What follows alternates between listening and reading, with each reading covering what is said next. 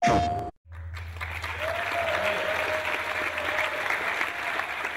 are here for a game that has received already a lot of accolades and is yet to come out and won't be coming out until next year. But I can even personally say that when I saw Last of Us for the first time, I realized that there's something very new and very special happening with this game. Given the fact that it's coming from one of my favorite developers ever, Naughty Dog. Yes, round of applause. Now, what are the circumstances of this world? I mean, we've heard apocalypse, we hear the word infected, and there's so much out there that's like it. But the game has its own kind of unique telling of life after the fall, I guess. We started with, after we got off of Uncharted 2, we're trying to figure out what we're going to do. And we were watching the Planet Earth BBC series, and there's this section in there where David Attenborough is talking about the cordyceps fungus, and there's this zombie ant, basically, that this cordyceps fungus, which is uniquely situated for every single different type of insect in the jungle, will take over that insect's brain, and in the ant's case, make it crawl up on a piece of grass. A fungus grows out of its head, and then it releases its spores, thus infecting more ants and repeating the cycle. And we're like, all right, well, what if, that's our jumping off moment, what if that could happen to humans? Mm-hmm. And so that's kind of where it started, and we liked this idea a lot. And of course, the visuals of the fungal infection was really interesting and intriguing for us. And we thought it brought something new to the sort of the genre we like. We really felt like in games, no one has really taken this genre and done what has been done in other mediums like comics and film or TV and told a very character-driven story. And we felt like, how can we get that kind of tension in a game? Is it possible? Is it possible? Can you do that? Because in horror games kind of have that sometimes, but it doesn't have that character element. So for us, it's like what we've learned at Naughty Dog and what we've been doing really from Jak and Daxter on through Uncharted and trying to build up character relationships and trying to get that on the joystick as much as possible really became a challenge to us. Like, as developers and as game players specifically, we want to play the games that, we're making. And that was our challenge. It's like, how do we make you as the player feel the way these characters are feeling moment to moment throughout this journey? So what do you call the game? 'Cause it's not really a horror game. It's not really a stealth game, but it has some of these elements in it.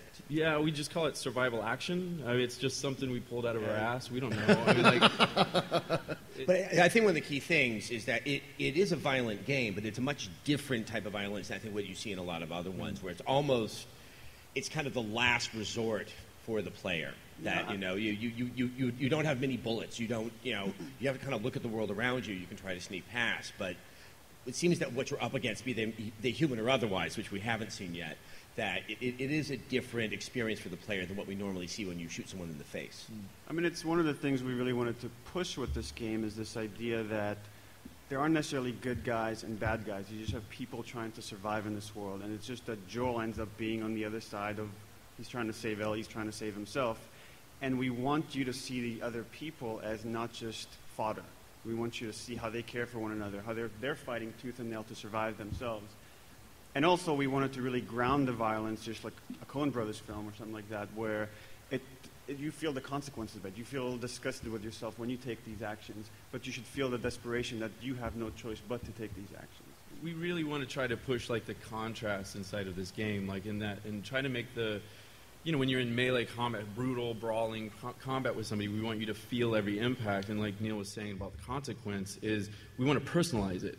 We want to make you feel that your life, or Ellie's life, Joel and Ellie, these people's lives are at stake, in jeopardy. And Ellie's coming from a standpoint where she was born after this pandemic hit. So after shit hits the fan, like she's 14, this is 20 years into making this fungal outbreak, and so she looks at the time before the pandemic as the old world. She has no recollection or she's curious about, like, we're sitting in this dark auditorium and we all love movies and video games and these things. It's like she hasn't had that. Electricity's been out, she's been living in a quarantine zone, military oppression, so she's curious.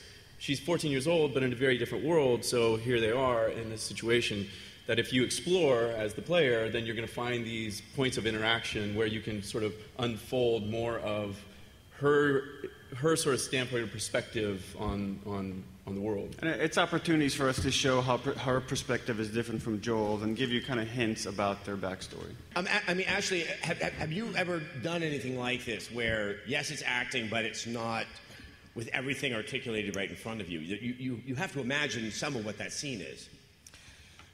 Right. This is the first time that I've done mocap or performance capture, as they're calling it now. For money. For money, yes. Let's not forget about that. Awkward. Yeah, I've never done this, but I haven't been approaching it any differently because, why would I put on the suit and be like, I'm going to do less of a job than I would ordinarily on a set? You bring it, no matter what. And you do. Good. And hopefully I do. And W. Earl, I mean, what was it like? You get to, like, in this scene, you get to be at least the somewhat bad guy. Yeah. Looks like you're helpful, but you may not be the guy I would fully trust. I mean, how do you sort of, in that moment when you guys are filming it all together, just kind of say, okay, I'm gonna really draw out this character? Well, we just talked about the background of the guy, and you just use your imagination. I mean, it's the same as what she was saying. When you're doing a film, you have all the props and you have the location. And in this, it's all our imagination because everything's green. I got a piece of green foam at your gun, so it was like being 5 again, picking up a stick.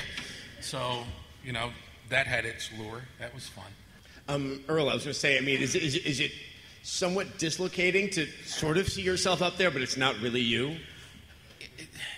It's always dislocating for me, no matter what I do. I don't watch dailies. I'll watch if I like something I've been involved with, I'll watch the finished product over and over and over. But I can't watch dailies. I get too self-conscious. I mean, I guess given the idea that it can be played with, the image, or any of the characters you guys are playing, you're like, well, can I have long flowing locks? There's no, it's got rid of my bald spot. Yeah. I was very happy with Look at me. I'm already having a fantasy right now. So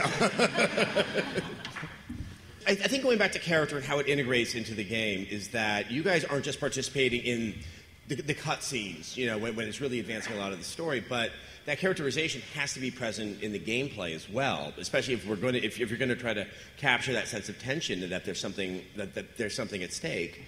How do you guys all work together so that same characterization is when the player is actually in control of you guys?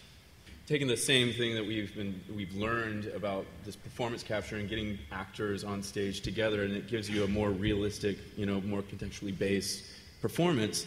That we've been using that now for our quote-unquote enemies, our humans that are populating the world, and making sure that when you have a faction working together, they care about each other. They might not care about you, but we want that same interaction between two enemies out there. They're going to talk about what they're doing and how they're getting through that day or whatever, or how they're coordinating within combat. And that when you shoot one, that the other one's going to react. And because we'll have multiple actors doing ADR at the same time, you get a more realistic performance. Like, it's not so stilted and disjointed between these two, but it feels like one is responding to the other one, which is also, I think, unique.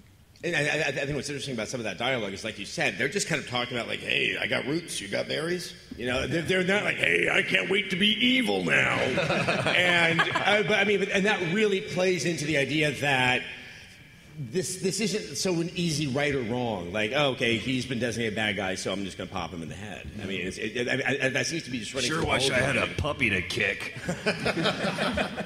Actual line from the game. I think we're ready for a handful of questions. Feel free to ask someone here on this illustrious panel. So my question is, how do you? Because this could, obviously could be done into a really great movie. How do you find a balance between making it a movie and not sacrificing gameplay, like having really good gameplay as well as a really thought out and cinematics movie, all that? I think as long as you look at it, we're not trying to make a movie and a game, we're trying to make an interactive experience, and that can come across as a very cinematic at moments, or it can come across as just focusing on the gameplay. And I think as long as what you're worried or focused on is making sure that each of those elements stand up, that those moments feel real, that the characters feel real, and the gameplay is both immersive and propels you forward, then it doesn't matter if you want to say it's movie-like or it's more game-like. I think you're creating something completely new, yeah? All right, let's have our last question. Try to keep it down to, I don't know, 2-3 words. How much will the fungus or the paranoia surrounding the fungus affect the game or story? I mean, for us, it's what we love about this genre is the kind of the threat of either the zombies or the disease or whatever it is creates all this tension on characters, forcing them to make really difficult decisions. So for us, it's an awesome setup, but we don't want it to be like a zombie shooter. So we're going to kind of pick and choose where we show those things and where you feel that threat, but the story isn't about that. It's about the bond between Joel and Ellie. That was absolutely awesome. Thanks so much for the time of Bruce, of Neil, of